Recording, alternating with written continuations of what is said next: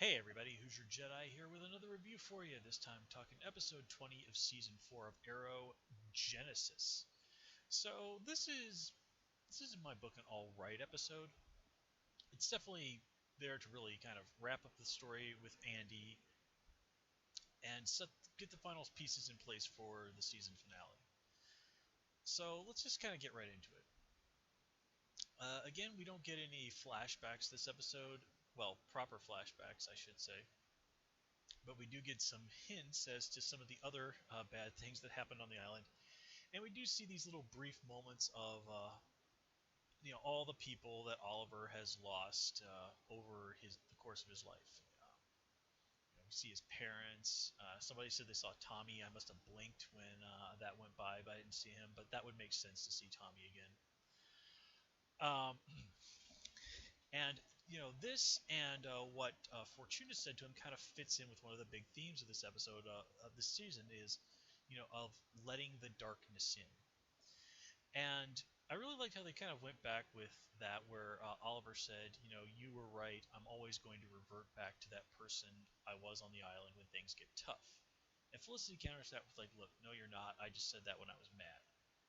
Now, I actually kind of agreed with Felicity when she said that. And despite what she says here, I still don't think that's incorrect. I think there is a part of Oliver that, in those tough times, that's what he will do because in the tough times we kind of go to what we know. What we know will help us survive, and it's not always the best thing for us, but it's what will get us through the day.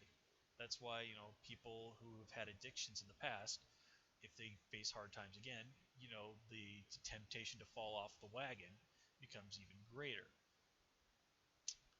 Now, the character of Fortuna herself, I don't recognize her as anybody from the comics, and a little bit of digging, I couldn't find anybody who's equivalent in the comics. When she first turned up, I was actually hoping she was going to turn out to be Madame Xanadu, who's a character who has some connections to Constantine. And it was great to hear them mention John again, at the very least. And they mention, and Fortuna does say that tattoo that he gave Oliver. Oh, jeez. Hang on a second.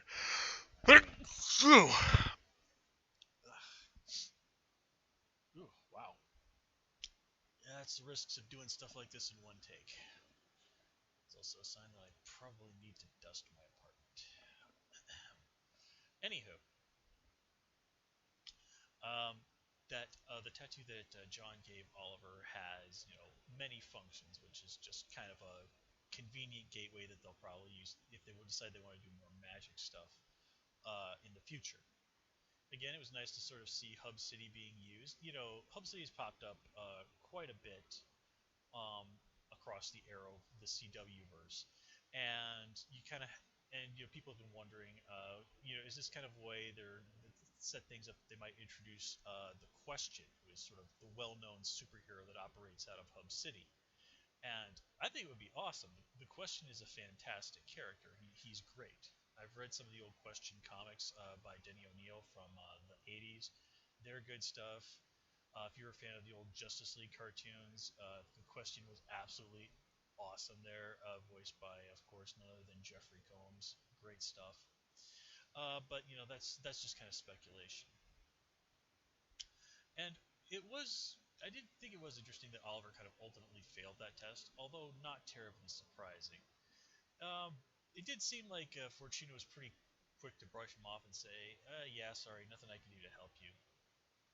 But again, the idea that he would sort of tap into Felicity and John and Laurel and Thea as examples of the good and light sides of his life to give him what he needed to overcome. Well, that wasn't surprising. A little part of me was disappointed that he didn't mention Barry or Ray, but okay, fair enough. I guess Oliver isn't super close with Ray, but he and Barry are buds. I was a little disappointed that he didn't mention Barry.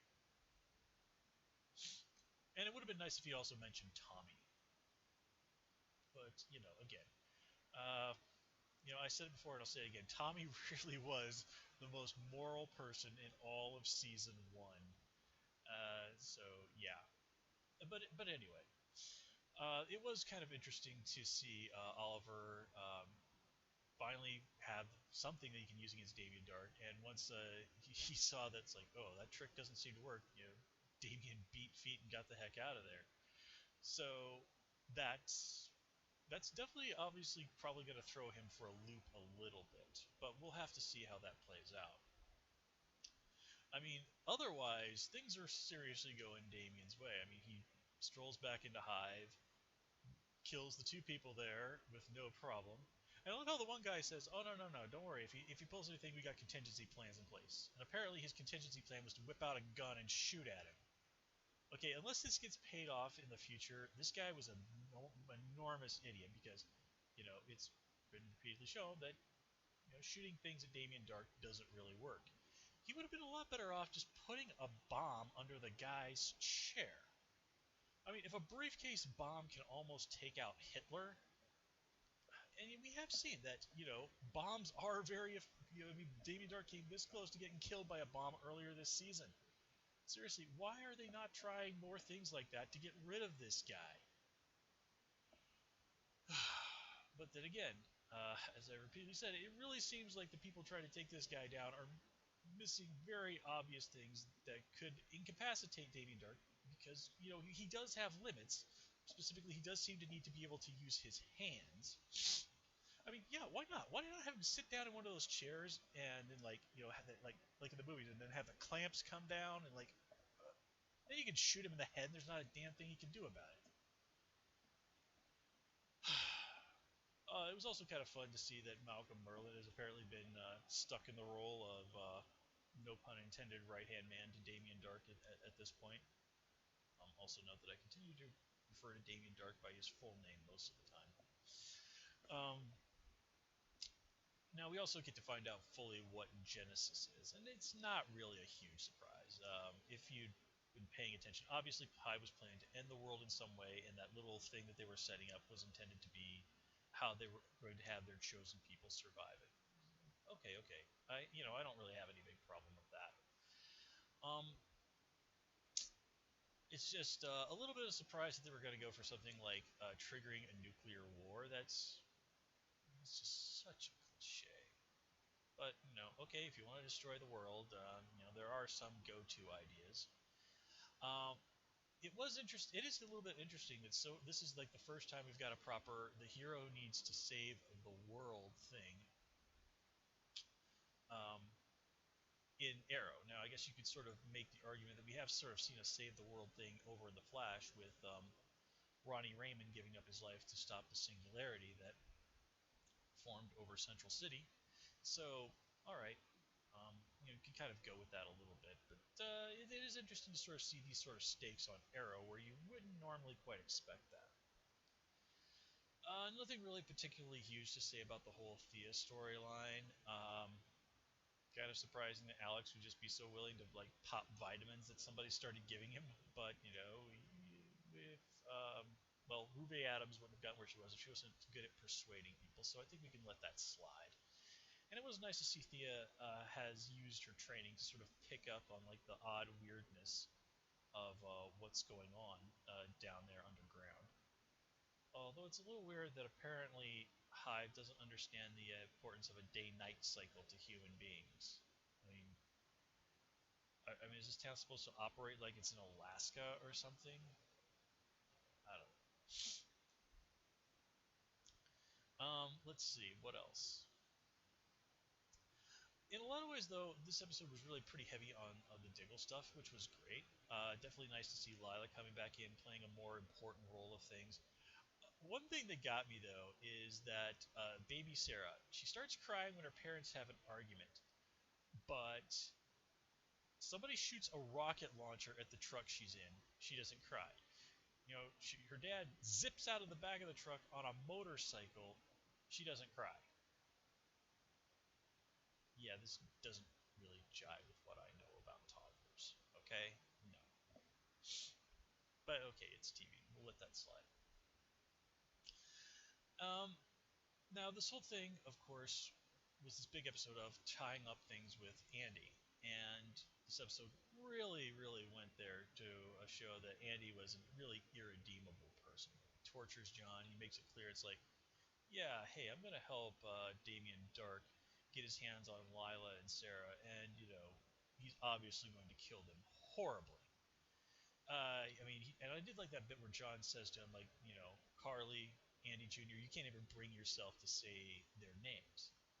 And looks like John was correct on that. But he just basically, Andy just sort of dismisses, like, nope, they're not my family anymore. Hi's my family. And it's just like, this is just kind of the point was like, okay, it's not the pills. What in the world did Damien Dark do to this guy that's got him so wrapped up like that? Why is he so damn loyal to Hive? And I hope we do get a more solid answer to that by the end of the season. Um, and of course, this all ultimately leads him to, John having to kill his own brother. And he does it in cold blood, too. It's not like he says to Lila at the end. He lies to his wife and he says that, Andy tried to grab a gun from him. John killed Andy because, Andy was basically a rabid dog who needed to be put down, and there was nothing anybody could do that would really ever stop him from trying to destroy John's family.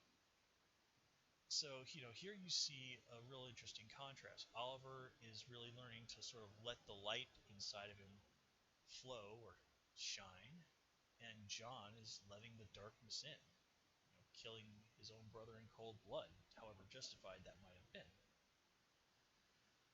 Um, let's see, what else? I did like that whole thing with the mobile base in the back of the semi. That oddly reminded me of the old Knight Rider TV show from the 80s. Once again, we got to see some nice motorcycle work. The folks in Star City sure do love their motorcycles. Let's see, what else, what else, what else? Yeah, nothing else really is coming to mind. I mean, not the strongest episode of the season, but still a good, solid episode. Cues things up nicely as we move towards the season finale, and it looks like things from the preview trailer are going to be really crazy next episode. So I'm going to call it here, guys. As always, please comment, rate, subscribe. Of course, you can follow me on Twitter at Who's Your Jedi, and until you can also join me on Tumblr at Jedi Reviewer. Until next time, take care and have a good one.